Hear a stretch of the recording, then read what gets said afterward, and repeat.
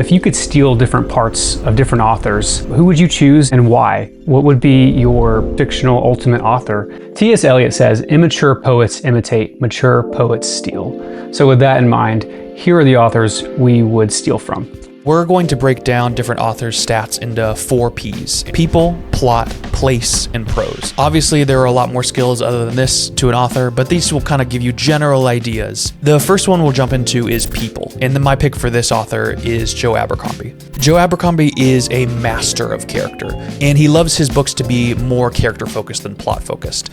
For example, most of his books, I couldn't even tell you exactly what happened, but I could tell you for hours about what these characters are like. Not only are his characters good, but his characters inform his POV and his prose, because his characters bleed so well into his descriptions, into the pacing, into the internal dialogue. One of the things that people talk about to train learning authors is to take out dialogue tags and see if readers can still tell which character is saying what. Joe Abercrombie is a master of this. For my people category, I'm gonna have to go with Robin Hobb. She's one of my favorite authors. Her books are very long-winded, so she may lack in some categories, but here with characters, she thrives. I find the characters like Fitz to be real. They feel real to me because of the way they react, how they feel, how they see the world. You can see through Fitz's eyes. Even though he's a bit of an unreliable narrator, you can still feel the characters that he's interacting with and that he cares for and those that hurt him. And the whole world feels alive because of this. That is something I wanted to chase with my own writing.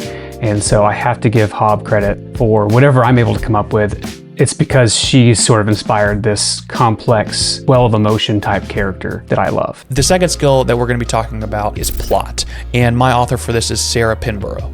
Her book Behind Her Eyes is a psycho thriller that starts off as a slice of life, but even through the slice of life chapters, it keeps you hooked and it keeps you engaged by asking small questions and leading through incredibly well-paced scenes. Her plot doesn't have huge wars or even a lot of violence or even like dragons or magic or anything like that, but I could just rip through this book in a day. For readers that want to increase their skill in plot, Sarah Pinborough is a great person to get started on, to steal her understanding of complex plots and making the mundane incredibly intense. So for my plot skill, for someone who's good at pacing, for keeping you engaged, for drizzling out different ideas and world building elements, George Orwell, I think, is going to be my pick.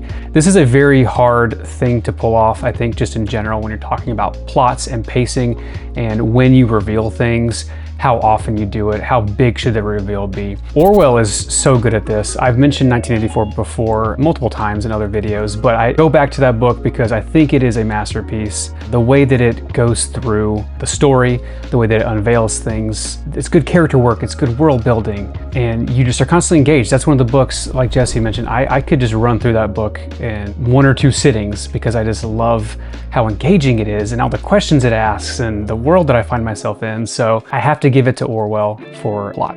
The third skill we'll talk about is place, and this encapsulates setting, world building, lore. My pick for this is Brian McClellan. He wrote the Powder Mage series, but the best book for this, I think, is In the Shadow of Lightning. To me, he shows mastery of place because he knows how to do what I would consider Chekhov-style lore. We did a video earlier about Chekhov's gun, and I think he shows mastery of that with specifically world building. He never will introduce something that is not going to be relevant at some point and rewards the reader for paying attention in really great ways without making it too predictable. One of the downsides, as we talked about in Chekhov, is having things become too boring if things are too predictable. Brian McClellan shows how to not do that by making extremely entertaining world building that you want to know more, that even the most plot-focused readers will dive into his world building because it rewards them so much for doing so. For my place skill, the obvious one is J.R.R. Tolkien. How could you not choose him, right? The depth that Tolkien has with his world is unmatched, and I think we all know that.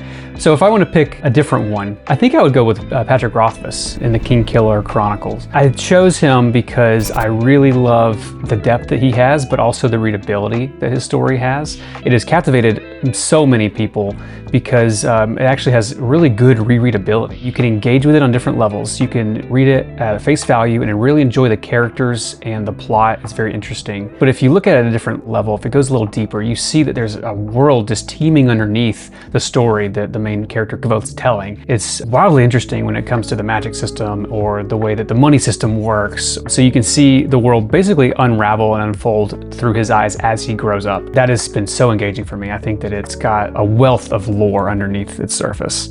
So the fourth P and the fourth skill is prose. This one's pretty self-explanatory.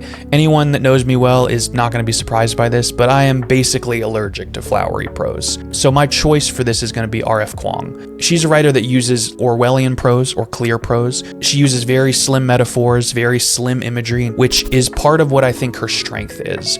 It's very easy to look at someone that has clear prose and think that their writing is boring, and some writers are like that. But to me, a mastery of clear prose is being able to know when to show imagery and when to push metaphors and beautiful prose without it becoming purple. There's a concept in art where the more something stands out, the more your audience will stare at it. And to me, she's a master at this because she will have dull, sharp, dark prose for 90% of the book, and then every once in a while she'll have a line or two that is beautifully written with incredible imagery, and it makes you just want to sit and think about those singular scenes rather than it all blending together in a kind of a rainbow mishmash, which is part of the problem that I have with very flowery prose. She is incredibly skilled in the clear, sharp, painful prose, and anyone that wants to increase their skill in clear prose, I think she's a great person to go to. Now the prose skill, it may be my favorite one of all. I went between multiple authors on this one because oftentimes their style is what draws me to them and has me read multiple books by them. I went between Murakami because he writes very dreamy sequences. He's very good at that. Le Guin is very concise, but also has these really philosophical beats about her writing. Margaret Atwood I love because she hits the closest to the stream of consciousness style.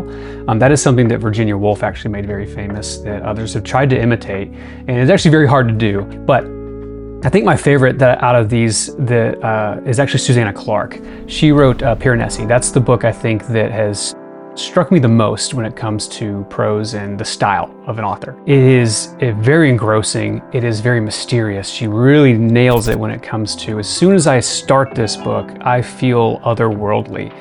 It's not to say that there's a lot of lore behind it. I don't know how deep it goes. The book is rather short, but the engagement that I get from the actual style that she's using and the types of words she's using, it feels very foreign, yet it's also very recognizable. I can still read it and understand roughly what's going on. And then as it progresses, that language becomes clearer and you get more accustomed to it.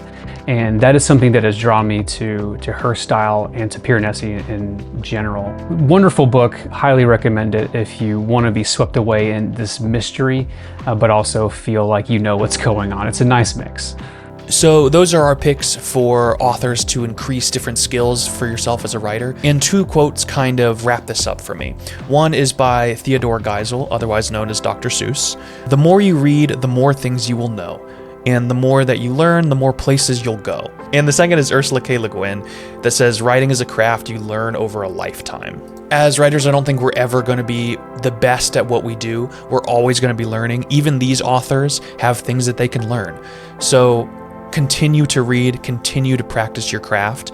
So who do we miss? Are there authors that you've read that we have not mentioned? Let us know. I think it's hard to read so many authors out there. It's hard to read all of them, but there's definitely ones that could be highlighted. So we just mentioned ones that we've read and particularly loved. Let us know ones that we could also read that may be similar to these other authors that we like. We'll see you next time. Bye. Hey guys, if you really like this video, check the one down below. You might like that one too. And if you really like what you see, click here to subscribe.